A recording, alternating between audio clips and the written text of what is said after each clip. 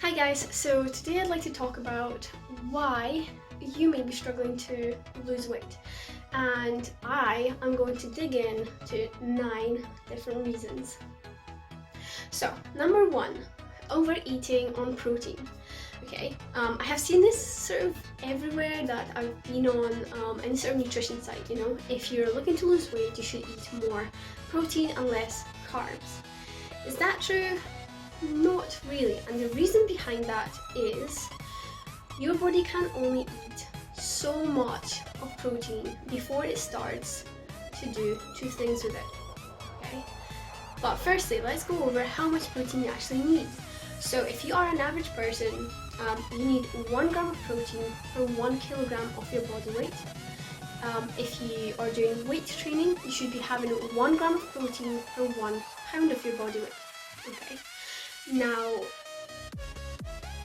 what happens if you eat too much? Okay. Now, I think it's about every 2 to 3 hours, your body can only convert something like 40 to 45 maybe grams of protein. So again, if you're going to have a meal high in protein every 2 hours, you're going to be in excess. Okay. And there's 2 things that can happen. 1, it will get converted into glucose, again just like carbs, just simple sugars, and it can either we'll either excrete it or we will store it in our liver or our body, as body fat. So if you are looking to lose weight, do not fall for that myth that high protein diet will help you lose weight, because that's not really the case. Number 2, lack of sleep. Okay, I think that this is sort of underestimated, because if you haven't had enough sleep, you're not going to have enough energy for your daily errands or for whatever you have to do, or for the exercise the next day. Okay, so your body will actually increase certain hormones to drive your appetite. Okay, so you're actually going to feel more hungry when you've not had enough sleep. So when you feel hungry, you're going to give into it and you eat more than you should have. Okay, so it's really important that you get at least 8 hours sleep. Not at least, because that's sort of what you should be having, is 8 hours sleep. Okay, number 3. Okay, eating late at night. I've seen people call this out so many times that it is a myth, but the truth is it's not. Okay, and the reason for that is because your metabolism slows down. Okay, so your body will be burning a lot less calories overnight.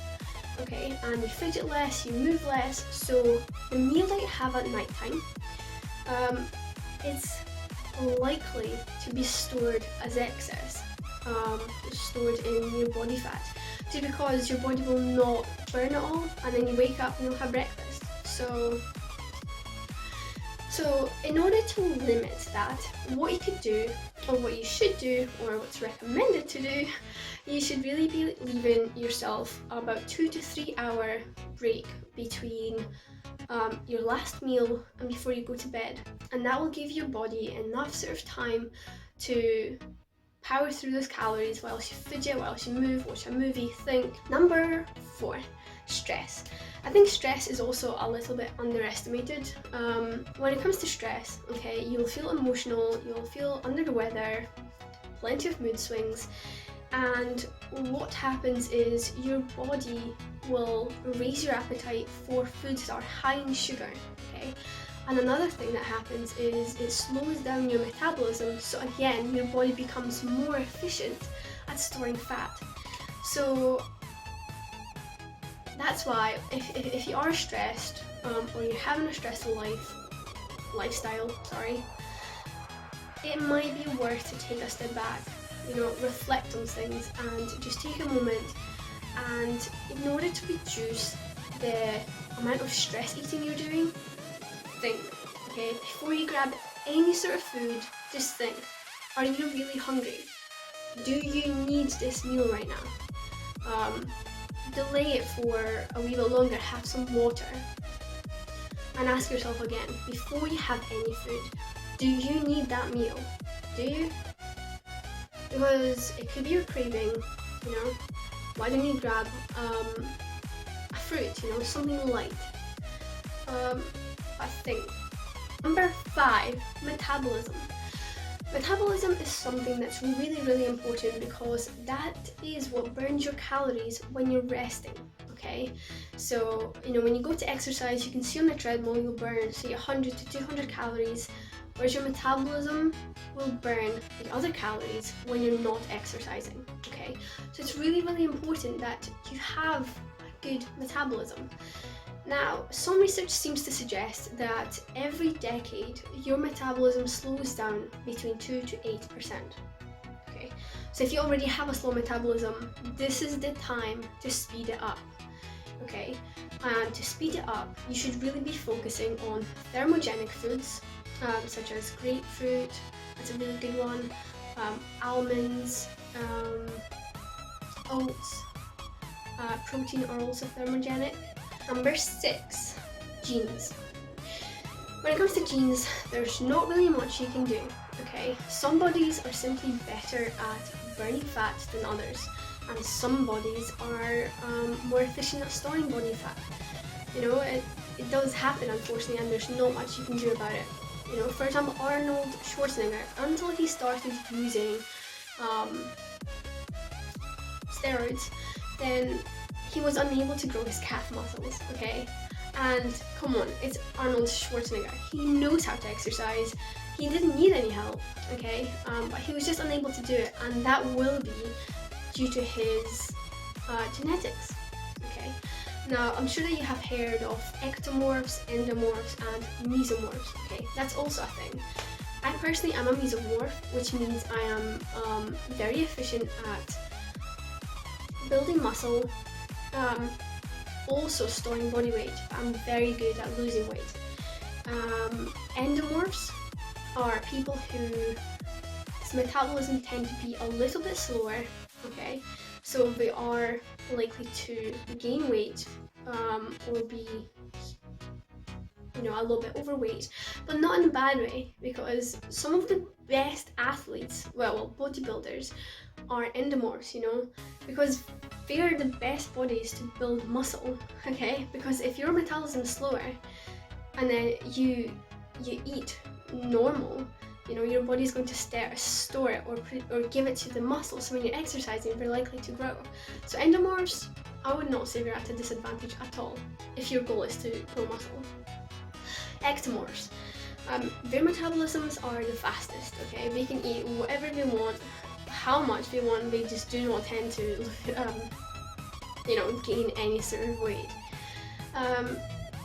However, gaining muscle for these people is very difficult because they're burning calories so much faster, so your body can't sort of grab it to like build muscle, so they have to eat so much more in order to build muscle. Number 7, thyroid function. Okay.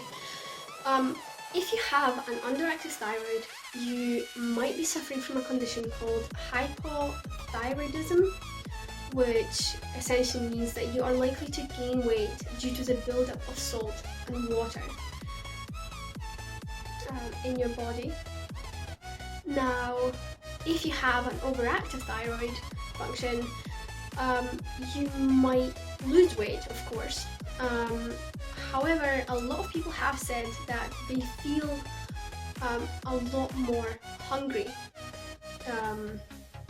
due to that. So if your appetite's higher, you're likely to eat more, so that can also just limit your weight loss. Number 8, health conditions. There are some health conditions that can affect your ability to lose weight.